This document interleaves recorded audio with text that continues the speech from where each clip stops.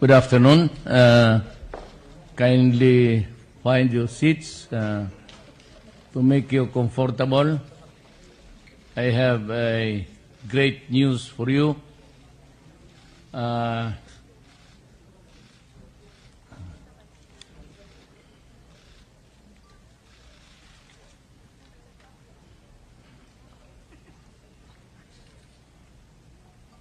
It is with great happiness that I announce to the nation that Chairman Nur Misuari, our brother who heads the MNLF, has finally decided to just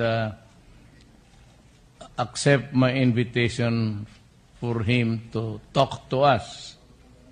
He has obliged, and we are very grateful. Secretary Doresa just did the legwork and all. He was able to pave the way for Chairman Nur to come here, I said, upon my invitation. There is that pending warrant which is lifted now upon my orders so that we can talk. And I would like to assure Nur, Brother Nur, that there is never an intention to deprive you of your liberty. So far as we can remember, when I was Vice Mayor, you were touring Mindanao, and I accepted you with open arms, and I said that maybe someday we can finally talk about peace. And little did I know, Brother Nur, that by the grace of Allah, I became the President of this Republic. And in the twilight of our years, we would be able to talk about the problem of our country, the revolution that you have led all these years, and finally understanding on a common ground with government.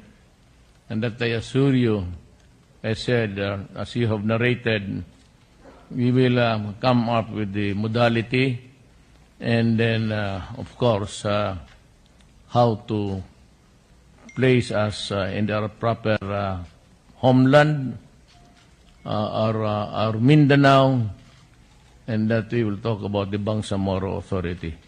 We are ready for that, Brother Nur, and as a matter of fact, I said, I was elected for 6 years, but I told Congress if they're able to craft a territorial structure for the federal government and go ahead with the elections and provide the presidency for another form of government, I assure you that upon its completion, if it could be done earlier, 2 years, you have my word, I will resign as president and pave a way for a territorial government, which would have provided also maybe a strong president, but equally strong national parliamentary, subject to the rules of federalism, which will provide a greater leeway, elbow room for governance for our people. I am for it. I know that we have talked many times. You passed by Davao City that we would just agree to a federal setup, give everybody his due, do justice to the Moro people committed many centuries ago. You know, Brother Nur, this is not really to pull my own chair.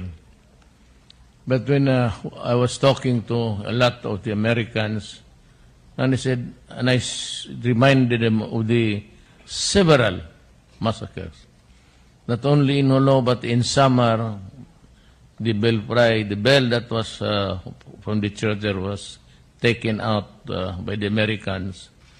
And because one colonel died there, an American, every male, 10 years and above, had their heads cut off also.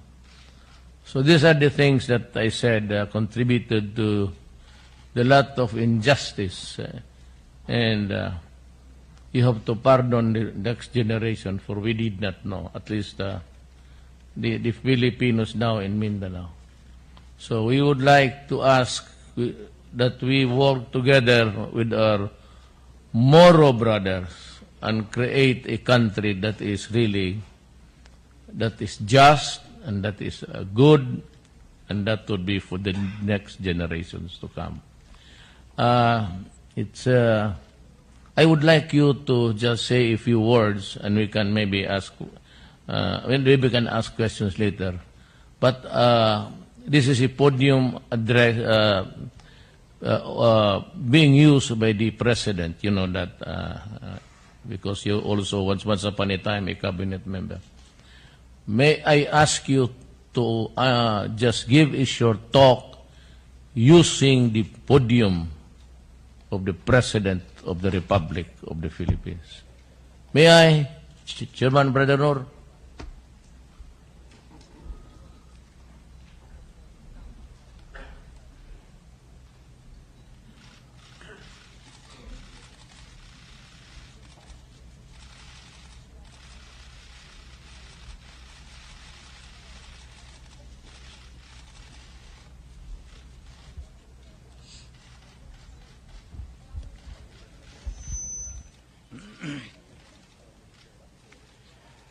Bismillahirrahmanirrahim. Assalamualaikum warahmatullahi ta'ala wabarakatuh. I began my statement with this universal greetings of peace of the Islamic world, because peace is of most vital humanitarian value to us.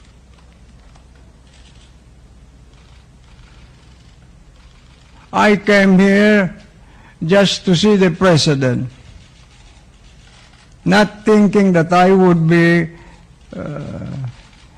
having this press conference, because I came here only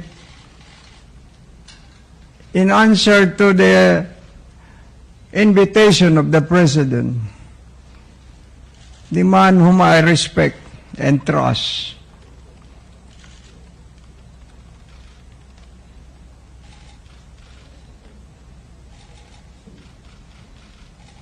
For I believe, as I said during the campaign, that is one single man who can provide solution to the problem of peace and order in our homeland. I'm not so sure about Visayas and Luzon, but our homeland of Mindanao, because that's the place where I was born, that's the place where I intend to die. Just a while ago, I reminisce on my life. I told Secretary Durisa, when we passed by and about to enter the main gate, I said, it was in this Freedom Park where I spent 9 days, 9 nights of my life. I was then teaching in the University of the Philippines.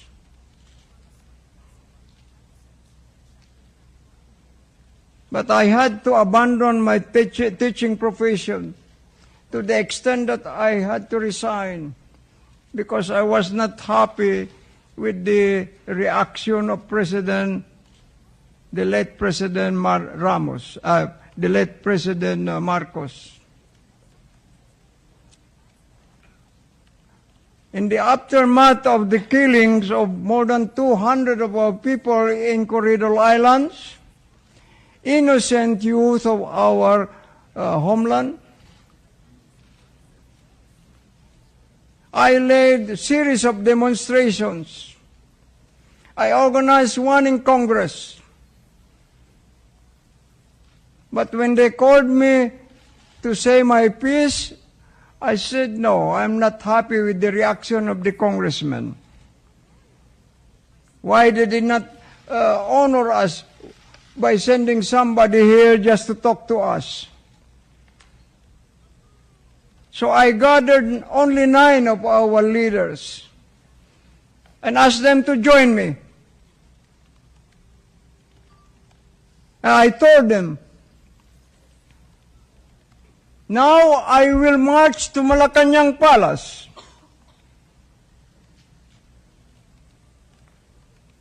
Because it was our agreement in the mosque, in Taguig Mosque, including the father of my brother here, Abu Khair Alonto.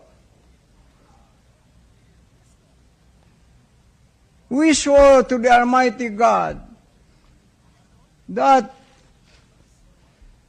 we'll ask at least simple justice and will not stop until we get simple justice from the government. What kind of simple justice? We demanded in our streamers.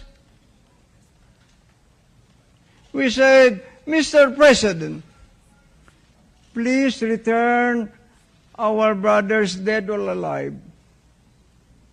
Please, Mr. President, we were blaring at the Malacanang Palace. We had a powerful microphone. We occupied for 9 days, 9 nights. I slept in that Freedom Park for 9 days, 9 nights. I left only when I went to the university to change my dress, to take a bath and like that.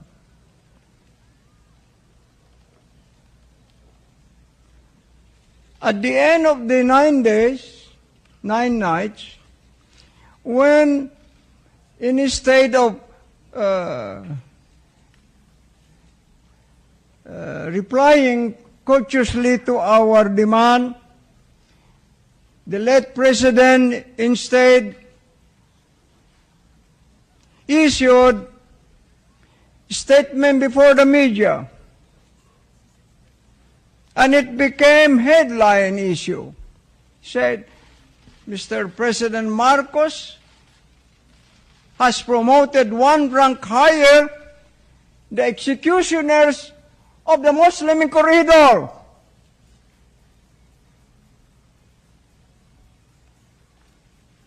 So I said, when the media came, they asked me, how long is there, Mr.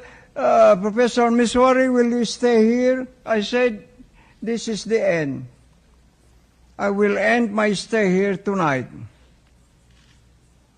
There, I gathered our leaders and we swore to the Almighty God to start our struggle for our complete freedom. I resigned from the university. I always told myself that academic profession is the first love in my life. I was so in love with that profession. But when we did not get even a simple justice from the government, so I decided to cut off myself from the university, and now I'm already over 48 years of my life.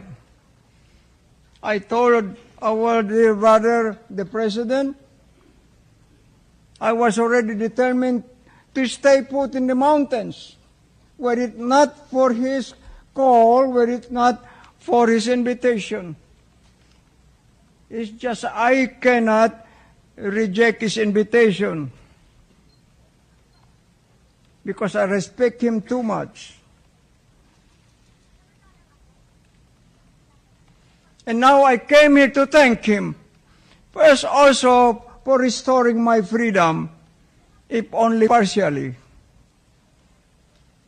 When we released from the residence of my wife, Mr. Khazartan, seeking stand, after we got him from the hands of the Abu Sayyaf, we were very, very lucky. The Abu Sayyaf sent only, according to Seeking Stud, only 60 warriors.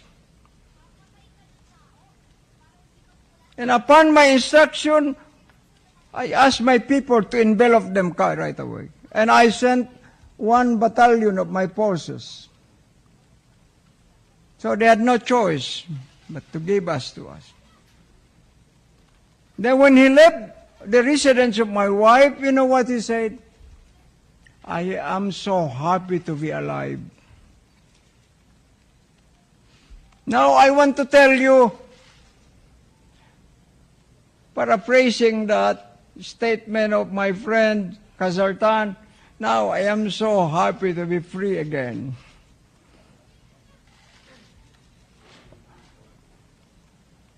Owing to the initiative of our President.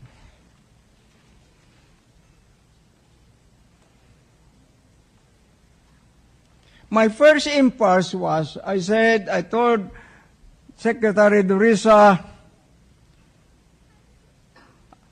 I said, I would rather let the President speak for us.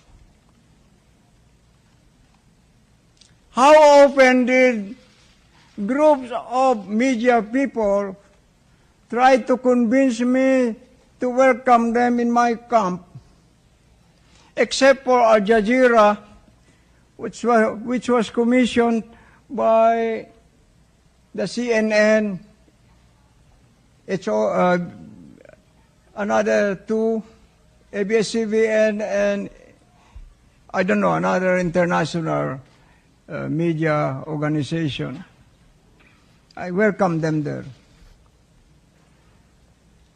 Because I am sorry to say this, I'm not happy with the performance of some media people. They distort my statement. And some of them are insisting, before they used to insist, MNLF is a spent force.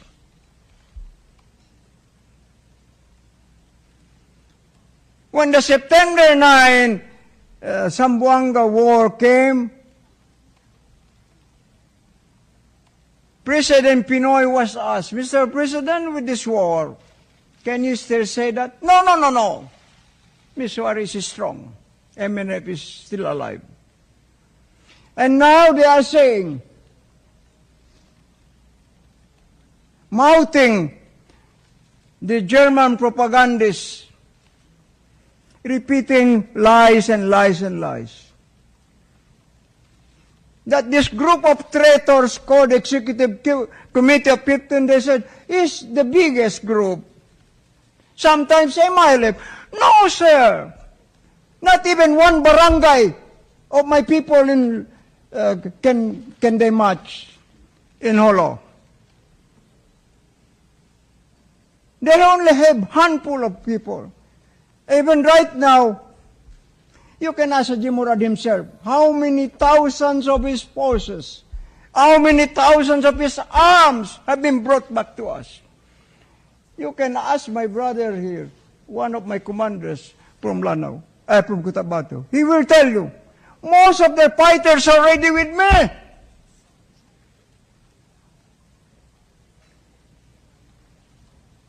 And even the BIFF have told me, brother, no, if you go to war, count on us. BIFF.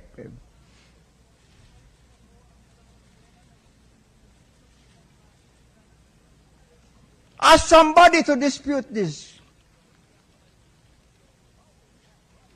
And now I came here, foremost in my mind is, how can we help our president finish his job through to the end of his 6-year term? Because I know for a fact that he will not abandon his pledge to the people. He said, I'll give you peace in Mindanao. Is that so, Mr. President? So I support him for that. When he said, Brother Nur, why don't you move against Abu Sayyaf? So I started moving. First, I sent 1,700 of my forces, my inner security, to the eastern part. And we cordoned off the position of the Abu Sayyaf. Abu Sayyaf. They said, no, we give you. We return back. So the 10. But some people, enterprising people of Indonesia, came to offer them Somalia and claim in the media there, we were the ones. No, sir, no.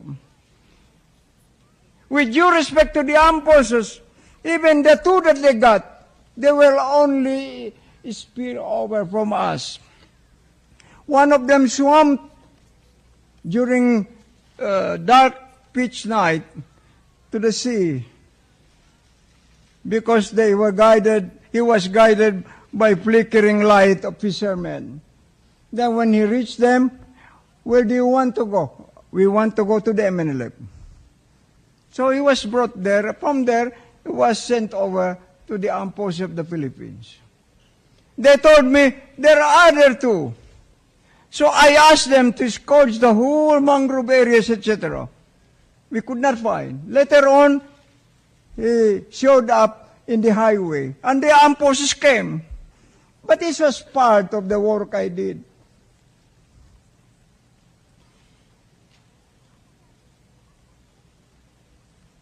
You see? That's the thing I want to say. I want people to be truthful about things. If you want us to be fair with you, you want us to deal with you, please be fair with us. Just tell the truth, simple truth. And secondly, about this campaign against drug, one of my commanders, I was telling Secretary Durisa, while we were flying from Holo to Manila, I told him one of my commanders has written me a report saying, Kaji, addressing me. Every time I finish my prayers in the morning prayers, I go to the balcony of my humble house, overlooking the highway in Holo. Every time I see people, young people, in the prime of their life, walking like ancient people or what, I say, what's the cause? Drugs. They are destroying our children, our youth. Who will succeed us after this? When our citizens are already destroyed by these drugs. To us, I've always been saying that drug is a restless, creeping threat to humanity. International organization is spending billions and billions and produce no result at all. This is one of the biggest source of crimes to humanity, these drugs.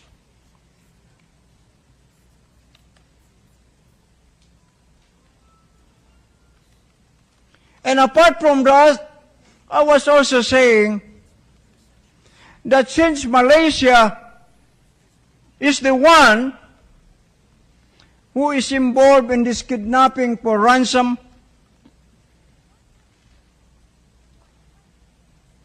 probably one day I will drag their leaders into the International Criminal Court. I have all the evidences in my hands. My people are everywhere.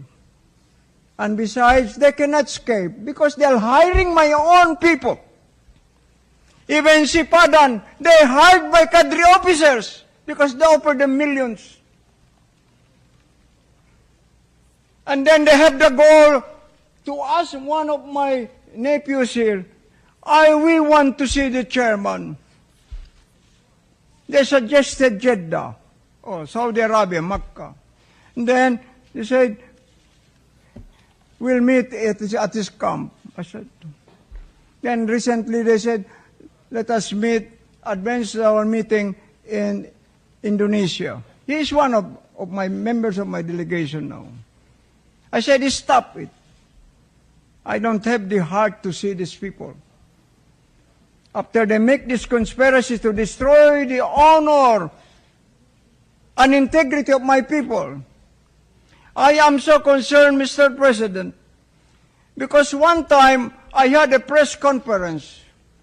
It was a big room in Malaysia, but at the time I did not know yet who was behind the Sipadan. Sipadan has just broken loose in the world media. They asked me, they asked questions. Before even I could open my mouth, one German lady stood up and pointed her finger at my face. You know, Governor, your people are the worst people in the world. I said, sit down. I will explain to you. Because she said, why did they kidnap people for ransom? Now I told them, I said, listen, I can understand what is prompting in your heart, in your soul. I can understand that because you come, I'm sorry, with due respect, from Western civilization. And according to Western civilization in my studies, there is such thing like collective punishment. When somebody commits commits crime, what will he do? What will he do? They can even destroy the whole community. Just 1 second. But in our case, we are Muslims. The crime of the father cannot be imputed to the son, let alone the crime of the son can be imputed. No. So they stopped. And the people started howling at her. Oh, mostly white people. She was very irresponsible. So I want to stop here. Just allow me to reiterate my sense of gratitude to the President and my promise that should he need our cooperation in his campaign for peace, you can count on us, Mr. President, inshallah. Wassalamu alaikum warahmatullahi wabarakatuh.